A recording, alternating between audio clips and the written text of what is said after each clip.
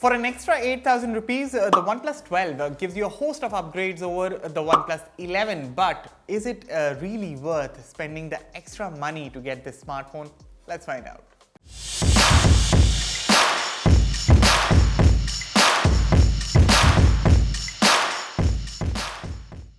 Hello everyone, I'm here for Fiiber by India Today and welcome to the battery drain test comparison video between the OnePlus 12 and the OnePlus 11. So we all know that nothing is perfect and similarly no phone is perfect as well. So last year OnePlus 11 was one of the best flagship phones money could buy, and while it did miss out on a few key flagship features, what really made it special was its asking price. Now I feel the company did address some of the shortcomings of the OnePlus 11 with the OnePlus 12, but in the process the asking price has also seen a jump. So here we are. If performance and endurance are two of the biggest key factors for you while getting a new smartphone, should you get the OnePlus 12 for the extra money, or should you settle for the OnePlus 11, which admittedly is still plenty fast even by today's standards, given you don't crave for the latest and greatest. Now before we get going with the rest of the video, consider hitting that red subscribe button for detailed tech videos and also turn on the bell so that you don't miss any of our latest updates. With that said, let's get started. First up, here's a quick look at the key specifications of both the OnePlus 12 and OnePlus 11 on your screen. So looks-wise, sure, both phones are very similar, but beyond the looks, the OnePlus 12 gets upgrades, and I'm not making this up, guys. These are the facts. You see, on the 12, there's a brighter screen, an IP rating, it gets an IR blaster, the latest and fastest chip, more RAM and storage, longer software support, a Type-C 3.2 port, faster Bluetooth technology, wireless charging, and of course, a larger battery.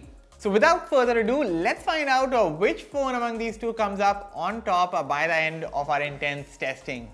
As always, we kick off by booting up both devices, and ever so slightly the OnePlus 11 boots up first. So both phones on the table have dark mode enabled, the brightness and audio are set at 50%, all the image and video enhancement settings are enabled, 120Hz mode is enabled, and of course both the phones' batteries are 100% and discharged. Alright, off with the 2-hour YouTube video playback, and this is how both displays look side by side. Notice the difference. You see, the OnePlus 12 does have a slightly bigger screen size, but it's still a 10-bit 120Hz panel. Now, two areas where the 12 improves, and something that I have also personally noticed, is the new LTPO panel is efficient, meaning while watching video content, I've noticed the battery consumption to be lower on the OnePlus 12. Second is the brightness. Now peak brightness wise, yes, the 12 supports 4500 nits, but honestly, for now there's no content to take advantage of this, but anyway, it is good for future proofing. That said, realistically in high brightness mode, the OnePlus 12 supports 1600 nits versus the 11's 800 nits brightness, and as you can see right now, the OnePlus 12 is visually brighter while also making it look more vibrant and colorful in comparison. Overall, the OnePlus 11's display is nice, but it's quite evident the company has done quite a good job with the 12's panel. Without a doubt, it is the better one. So we are done with the 2 hours of YouTube video playback, and right off the bat, the OnePlus 12 is in the lead with 90% battery left, while the OnePlus 11 is now left with 87% battery. With that, it is now time to run an hour of 1080p video recording, and while both phones are at it, here's a look at the camera specifications of both devices.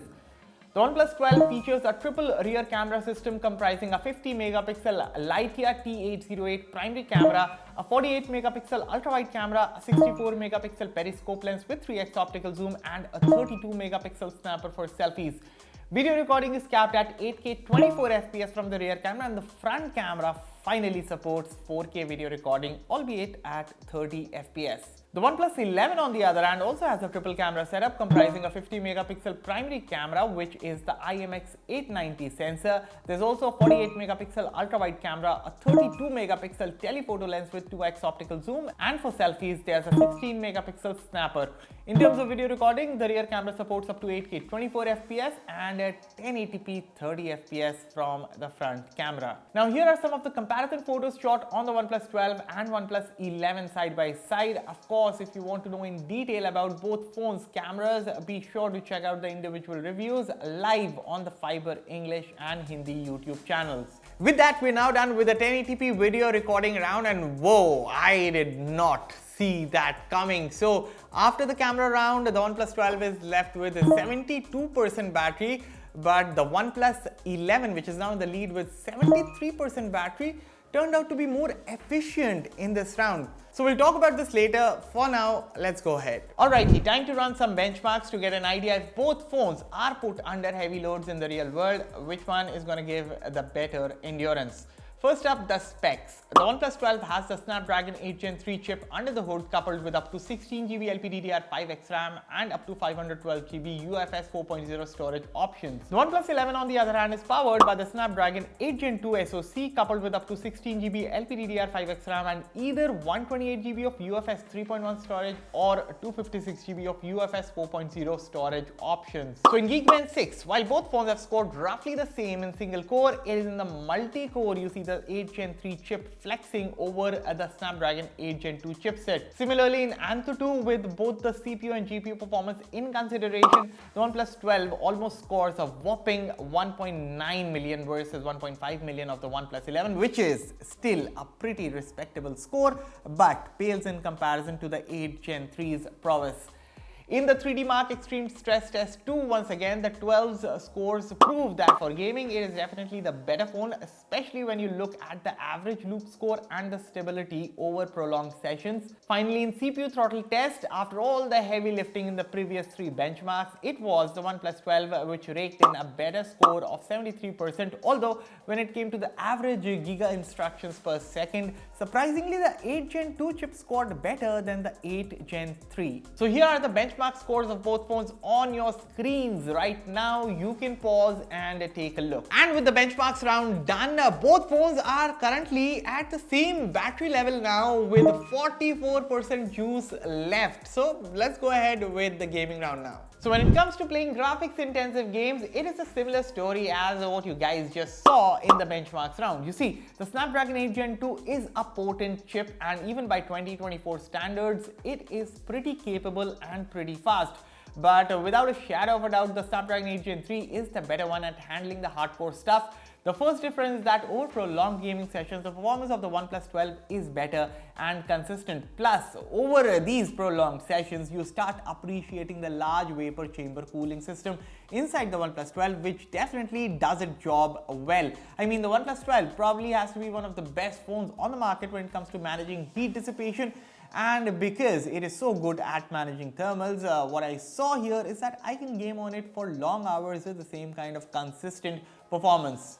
However, as for the battery life, well, the gaming round is done, 5 hours have gone, and the OnePlus 12 is now back in the lead with 36% battery left, while the OnePlus 11 is now left with 32% battery. With that, we are in the last leg of our battery drain test comparison. I will now run an hour of Instagram on both smartphones here, but without keeping you waiting until the last minute, I am going to fast forward to the 6 hours mark, and with that, the OnePlus 12 finishes with 28% battery left, while the OnePlus 11 finishes with 23% battery left. Here's an hour-by-hour breakdown of the battery drain of both smartphones on your screens right now. So apart from the camera round where the 11 turned out to be more efficient, in all the other rounds, it was the OnePlus 12 which lasted supreme. However, look closely when it comes to the actual battery drainage, it is the OnePlus 11 that performed slightly better overall. Now, of course, the prime reason that the OnePlus 12 lasted longer in the 6-hour testing than the OnePlus 11 is the 400 mAh battery difference, which clearly gives the 12 an advantage. So yes, if both phones had the same battery capacity, who knows, the OnePlus 11 would have performed better than the OnePlus 12, at least from what I have seen in this test. I can say that.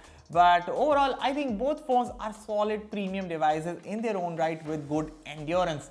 As a matter of fact, the OnePlus 12 is an all-around worthy upgrade over the OnePlus 11 with a better screen, better camera, nifty additions such as an IR blaster, IP rating, faster Type-C port, latest Bluetooth, wireless charging, and of course, the bigger battery. Again, for about 57,000 rupees, the OnePlus 11 would still be pretty solid for most of you folks. But if you want the latest and greatest, I think for the extra money OnePlus is asking for, they have done a pretty decent job with the OnePlus 12. Rest, what do you guys think about this battery drain test comparison between the OnePlus 12 and the OnePlus 11? Let me know all your thoughts in the comments below, and as always, for all the latest in tech, stay tuned to Fiiber. I'll catch you all in the next one. Thank you for watching.